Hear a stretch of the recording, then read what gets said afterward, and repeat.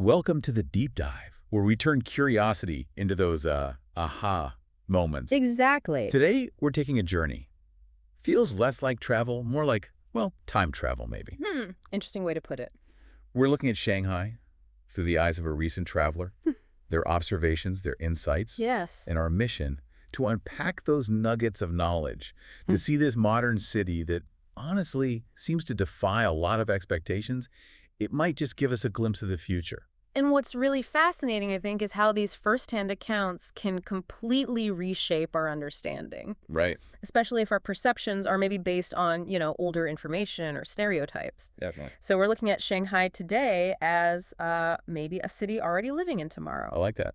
Living in tomorrow. So we encourage you, the listener, approach this with an open mind. Be ready to challenge some assumptions. Okay, let's dive right in. Part one.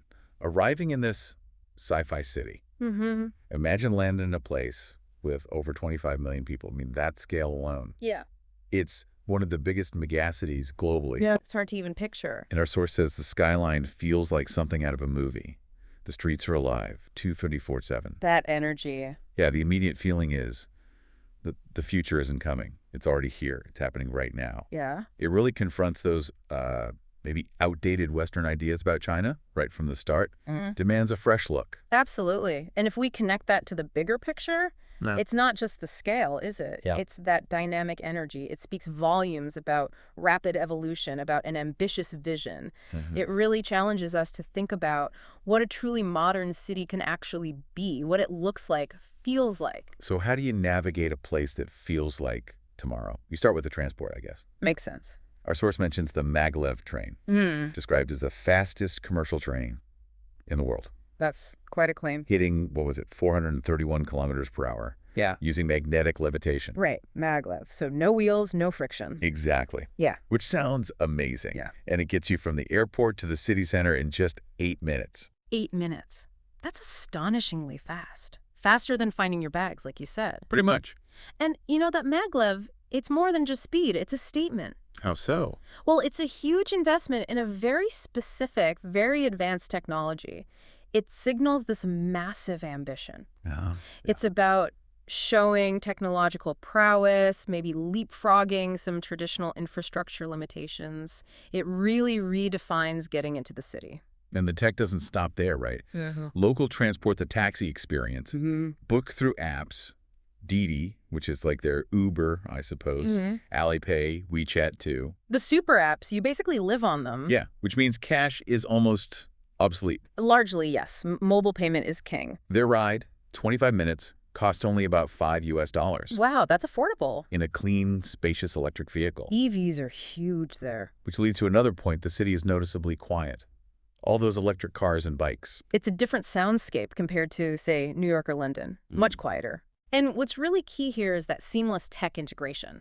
It's woven into daily life. From the maglev right down to paying for a coffee. Exactly. This cashless electric system. Right. It's not just convenient. It's about efficiency, sustainability, a whole different urban planning model. A different way of interacting with the city itself. Precisely. It's hyper-efficient. Residents are fully on board, but visitors, you need to adapt to that distinct digital way of doing things. Okay, so you've zipped into the city. Part two. Where do you stay? Architectural wonders and AI. Sounds intriguing. Our source stated the Grand Hyatt Shanghai. It's in the Jinmao Tower, The Jinmao.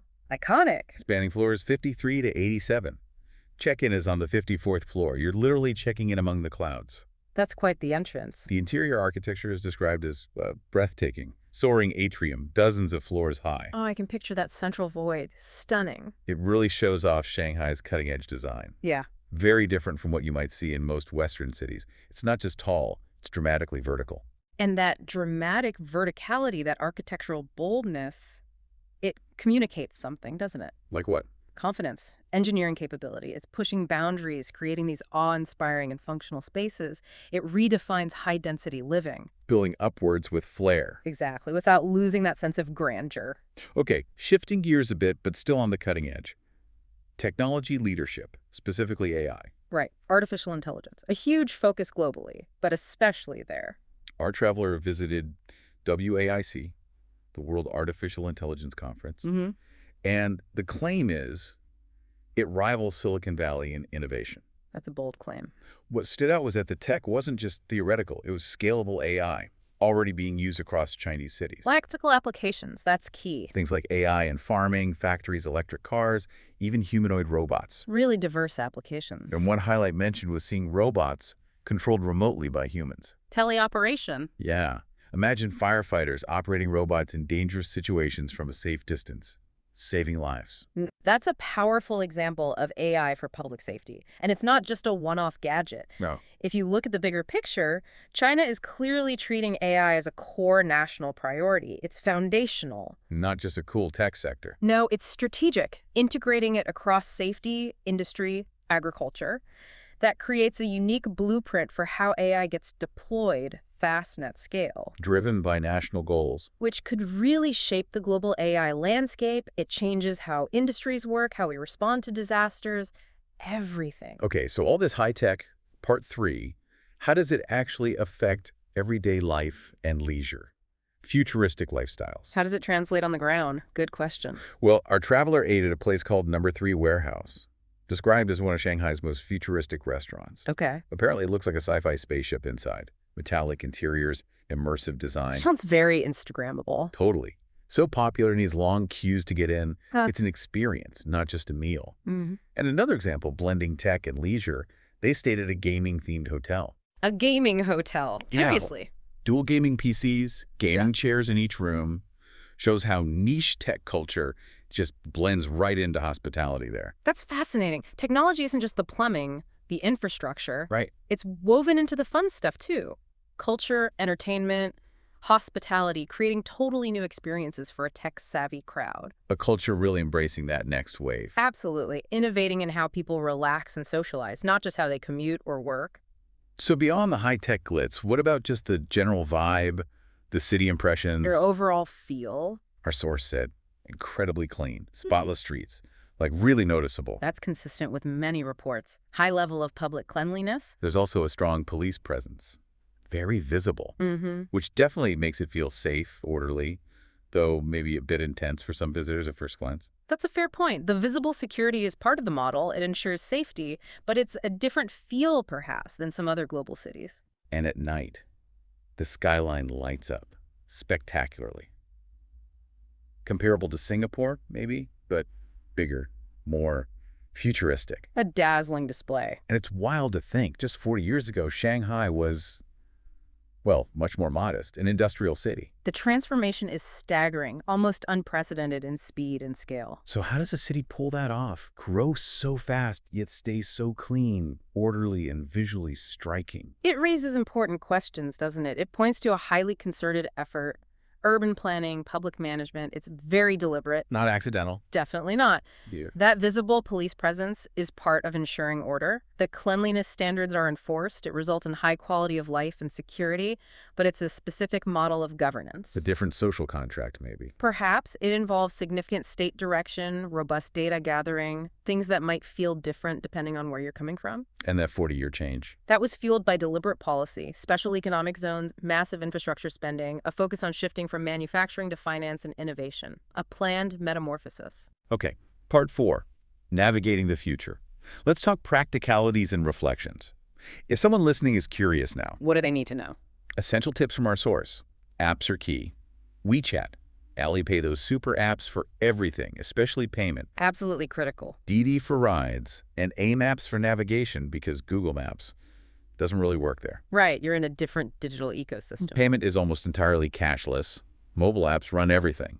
Leave the physical wallet at home, mostly. Good advice. Visa seems straightforward. Around $120, $160, process in about a week. Standard procedure for many nationalities. But here's a big one. Internet restrictions.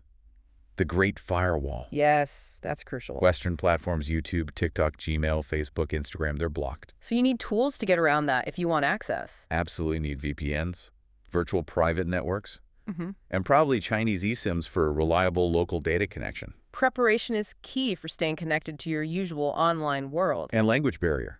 Expect it.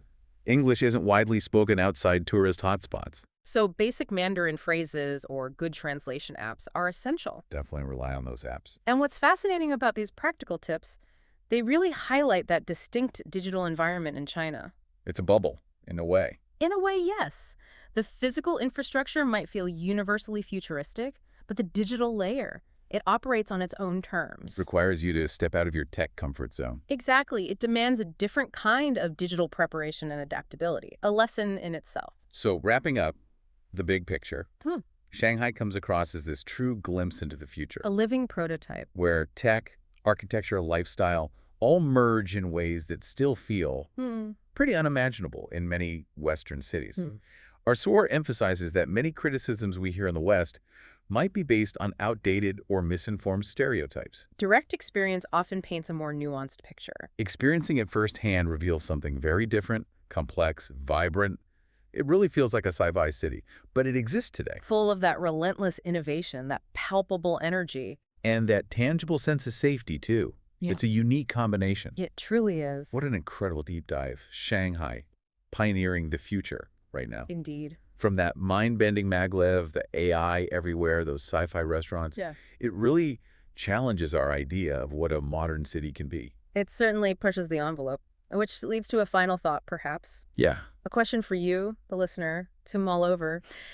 As technology keeps accelerating, shaping cities everywhere, what parts of Shanghai's future city model, maybe the digital payments, the transport, the urban planning, do you think could or even should be adopted elsewhere?